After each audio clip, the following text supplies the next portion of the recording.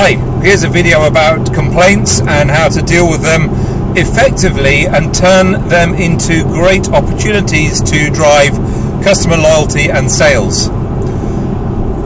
Now, I deal with a lot of clients in direct public facing businesses like hotels, restaurants, solicitors, accountants, people like that, and a lot of them get complaints that they struggle to deal with effectively. So how do you deal with complaints effectively? How do you turn complaints into a simple process, because processes make things happen, into a simple process that will drive future business, customer loyalty, upsells, and reduce customer churn and customer defection? Well, it's not easy. Complaints can get very heated, they can be a problem, and they can cause you quite a bit of distress. But if you deal with them properly, you can get these great results from them. So where do we start? Well, let's start with what are complaints? Why does someone complain, and why is it good when they do? Well, look at this from the customer's point of view. What is a complaint? A complaint is when a customer believes that you can and do want to do better than you have done. Otherwise, they wouldn't bother complaining. They would just ask for their money back or go to someone else. Okay? So a true complaint, one where they're not just slagging you off and jumping up and down and getting very excited, but one where they are actually complaining and giving you feedback about things you can do to improve what you do, is what we're talking about here. And of course the principles can apply to every situation. Okay, but the first thing to realize is that when someone bothers to complain, what they are subconsciously saying is they trust you and they know that you want to do better and would like to know about this issue that they've experienced, because they've got faith that you want to do it better. So the first thing to remember about a complaint is that it's actually a compliment. It's phenomenally good news when someone complains for two reasons. Number one, we all know from data that 90% of your customers won't tell you when you've got it wrong. Who do they tell instead? Well, they tell all their friends, they tell Twitter, they tell Facebook, they tell Google+, they tell the world about what you've done wrong. And that is a nightmare, because it means you can't deal with it before it's turned into a potentially worldwide problem.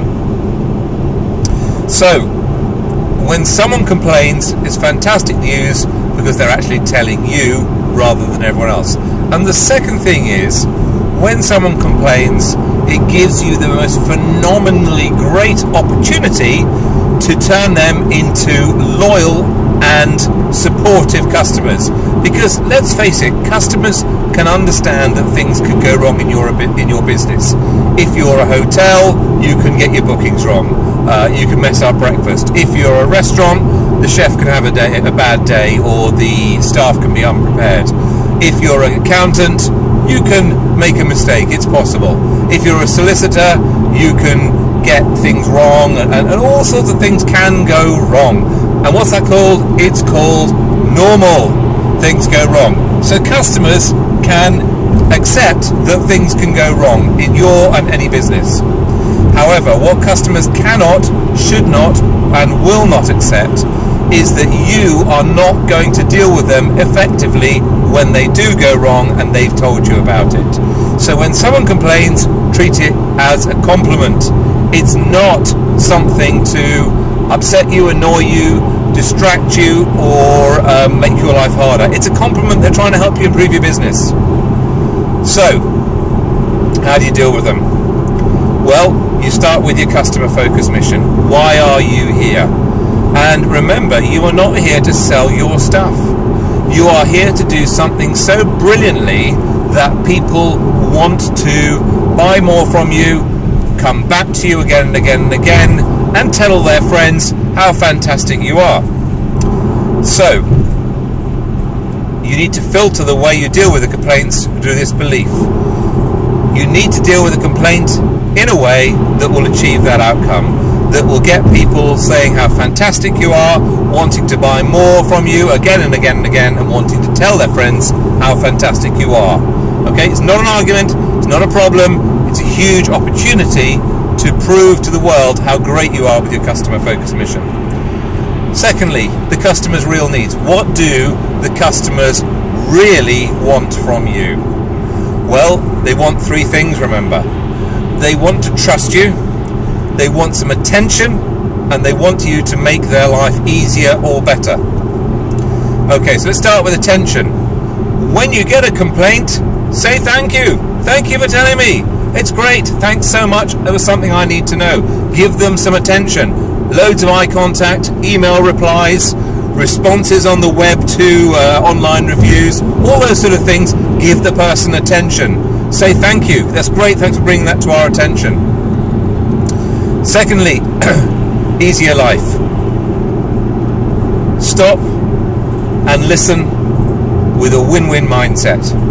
Say to them things like, either in person or by email, please tell me more. What exactly happened? How did that happen? What happened then?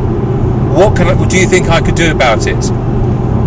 All these sort of open questions. Any question that you think would be the right thing to do, starting with who, what, where, when, which, and how. And note, please try and avoid why, because it can be too confrontational and in your face. So step number one is keep calm and filter everything through your customer focused mission. Step two is remember the customer's real needs. Stop, listen, and clarify. Let them have their say. Let them let their steam off. Let them tell you everything that they want to tell you. Isn't it frustrating when you've made a complaint and the person you're dealing with wants to solve it before you've even told them half of what's ready, or what the issue is? Customers want to be heard. They want to be listened to. They want attention, and they want you to make their life easier by listening to them, valuing them, and then saying things like, okay, so what you said is this, this, this, and this. So step number three is reflect it back. What you said is, we messed up your booking, and then we also spilled coffee on your trousers at breakfast, whatever it was, and that's caused you a bill for £200 to get a new suit, whatever it is. Okay, so stop and think, listen, reflect back. What is it that they've told you? Use their words. If they said, I'm really annoyed about that, don't say, you sound upset. Sound, yes, I can hear you're annoyed. Use their words, because if you say they're upset and they're annoyed, they say, no, I'm not upset, I'm annoyed. Okay, so use their words. I can see you're annoyed about that. What can I do to solve it? So step number four, move on to the solution. Don't start making the solution yourself. Ask them what they think the solution should be. If it's a realistic solution and you agree with it, and come on, let's face it, 90% of the time it'll be a realistic one that you think's fair. If it's a realistic situation, go for it. Work together to solve it through. Right, so we can pay for cleaning of your trousers, and we'd like to invite you back for dinner tonight. Whatever it be, so whatever's right with that. It's whatever you think is the value of turning that customer into a long-time loyal advocate versus the cost of having that person loose and alive in the world, telling everyone for as long as anyone will listen to them about what a bozo you are. So there's a massive value in dealing with this right. Okay, so step four, start to solve it with them. It's what we would call in Franklin Covey, synergize, work together with them constructively.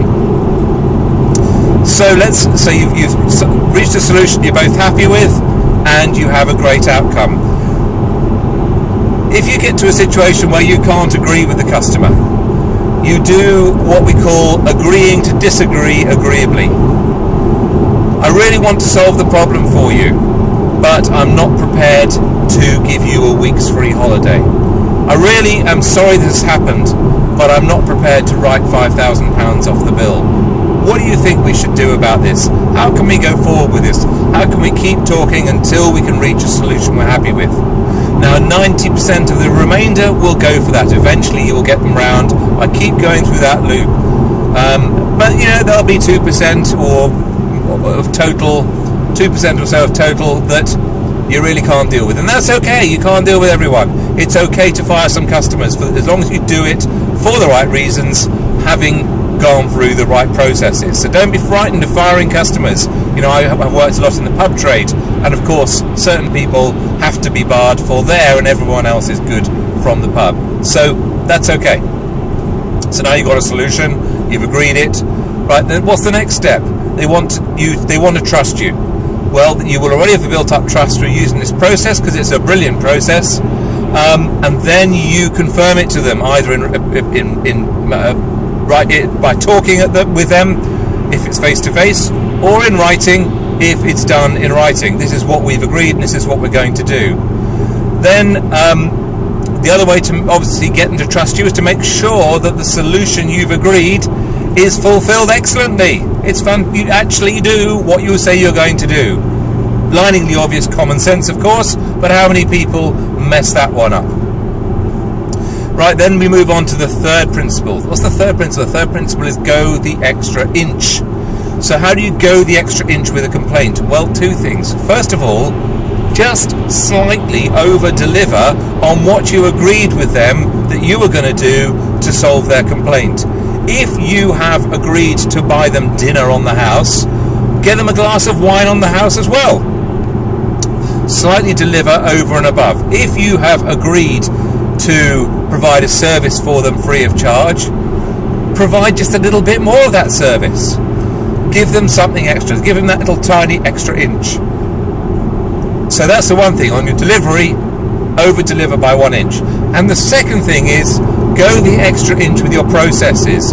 In your weekly extra inch meeting, bring up that complaint. Say, this is what happened and this is how we dealt with it. Now, how can we go the extra inch to make sure that we start to solve that forever in the future, and make sure that problem can't happen going forward. So we've learned and grown from this mistake. You know, this free meal that we've given away has cost us 40, 50 quid, whatever it is, but it's brought massive value to our business. It's turned that customer into a loyal advocate who can't wait to tell all their friends how fantastic you are, and it's also given you information you need to continually develop and make your business better. Fantastic, great thing. So then the last step. What is the last step? The last step is measure. Okay, so start measuring your complaints. What has been the cost of complaints? How many complaints have you had? And what has been the outcome of dealing with them? You know, what about if you start finding out that the people who've complained and you've dealt with it brilliantly turn out to have a 50% higher spend per head on average going forward than those who haven't complained, than your standard customers? And it wouldn't be surprising if that was the case. In fact, it'd be very, very likely that's the case, because a complaint well dealt with is much better than no complaint at all. It's a massive opportunity. It's a compliment. So put a few simple measures in place to make sure what's happening with your complaints, to give you peace of mind, to help you manage them more effectively ongoing. So there you have it, the process. Keep calm, filter through your customer focused mission. Behave in a congruent way with the customer's real needs. They want attention, they want easy life, and they want to trust you. Then go the extra inch in the delivery, and then go the extra inch with making your business better, and then measure. Use the measures to persuade yourself and all your staff how valuable it is to deal with complaints, because the problem with complaints is people take them personally, get worked up, and deal with them awfully, turning a small problem into a massive issue. So, complaints, fantastic opportunity, easy to turn into a great sales building tools if you deal with them brilliantly, but also relatively easy to turn into a nightmare if you avoid them, tell your customer to F off, or anything else like that that's just going to make the situation worse. Good luck. If you need some advice, you want us to train you in complaints or everything else on this process, you know where to come. Cheerio.